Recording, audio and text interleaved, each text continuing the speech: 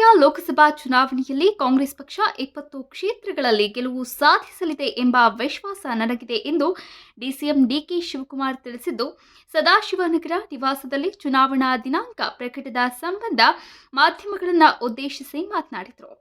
ಚುನಾವಣೆ ಪ್ರಜಾಪ್ರಭುತ್ವದ ಹಬ್ಬ. ಎಲ್ಲಿ ನಾವು ಹೋರಾಟವನ್ನ ಮಾಡಬೇಕು, ಅದನ್ನ ಸಂಭ್ರಮಿಸಿ ಆನಂದಿಸಬೇಕು. ನಾವು ಮಾಡಿರುವಂತಹ ಸಾಧನೆಯ ಬಗ್ಗೆ ಜನರಿಗೆ ಮನವರಿಕೆ ಮಾಡಿಕೊಡಬೇಕು.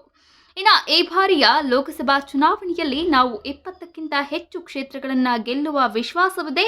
ನಾವು ನಮ್ಮ ಅಭ್ಯರ್ಥಿಗಳನ್ನು ಬಹುತೇಕ ಅಂತಿಮಗೊಳಿಸಿದ್ದೇವೆ ಎಂದು ಮಾಹಿತಿ ನೀಡಿದ್ದಾರೆ. I feel pity for JDS. They didn't have confidence on their own party. All the workers of JDS are feeling that leaders of their own party members of their own family could not trust their own party and their party. That means JDS will be no more. So the JDS workers are free to join any political party. They can join BJP, they can join Congress. When their own family members is not there, more or less it was a regional party, and they doesn't trust the regional party. ಇನ್ನು ಕಾಂಗ್ರೆಸ್ ಪಕ್ಷದ ticket ಯಾರಿಗೂ ಬೇಡವಾಗಿದೆ ಎಂಬ ಬೊಮ್ಮಾಯಿ ಅವರ ಹೇಳಿಕೆಯ ಬಗ್ಗೆ ಪ್ರತಿಕ್ರಿಯೆ ನೀಡಿತು. ಈ ಕಾರಣಕ್ಕೆ ಅವರ ಕ್ಷೇತ್ರದಲ್ಲಿ ಅವರಿಗೆ ಟಿಕೆಟ್ ಕೊಟ್ಟ ನಂತರ ಮಾಜಿ ಡಿಸಿಎಂ ಅವರಿಗೂ ಬಾಂಧವ್ಯ ಬಹಳ ನಡೆಯುತ್ತಿದೆ ಎಂದು ತಿಳಿಸಿದ್ದಾರೆ. ಇನ್ನು ಕೊನೆ ಗಳಿಗೆಯಲ್ಲಿ ಆಪರೇಷನ್ ನಡೆಯುತ್ತಿದೆಯೇ ಅಂತ ಕೇಳಿದಾಗ ಕೂಡ ಇಲ್ಲ ಎಂದು ಹೇಳೋದಿಲ್ಲ. ನಮ್ಮ ಪಕ್ಷದಿಂದ ಯಾರೂ ಕೂಡ ಆಚೆ ಹೋಗ್ತಿಲ್ಲ.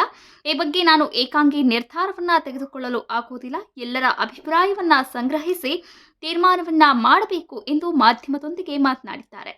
ಇನ್ನು ಇವಿಎಂ ತಿರುಚಲು ಸಾಧ್ಯವಿಲ್ಲ ಎಂಬ ಚುನಾವಣಾ ಆಯುಕ್ತರ ಹೇಳಿಕೆ ಬಗ್ಗೆ ಕೇಳಿದಾಗ ಇಲ್ಲಿ ವ್ಯವಸ್ಥೆ ಮೇಲೆ ಪ್ರಶ್ನೆ ಮೂಡುತ್ತದೆ. ಮಧ್ಯಪ್ರದೇಶದಲ್ಲಿ ಪ್ರಜ್ಞಾವಂತ ಮತದಾರರು 75% ಕಾಂಗ್ರೆಸ್ ಪಕ್ಷಕ್ಕೆ ಮತ ಹಾಕಿದ್ರು. ಇನ್ನು ಫಲಿತಾಂಶ ಬಂದಾಗ ಬಿಜೆಪಿ ಅಭ್ಯರ್ಥಿಗಳೇ ಅಚ್ಚರಿಗೊಂಡಿದ್ದರು ಎಂದು ತಿಳಿಸಿದರು.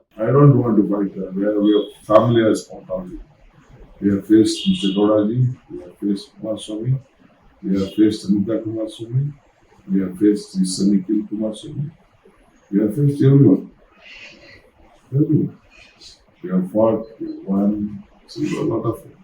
Even jointly also, earlier when Suresh contested independently, for the first time, BJP, JDS, together they contested the election.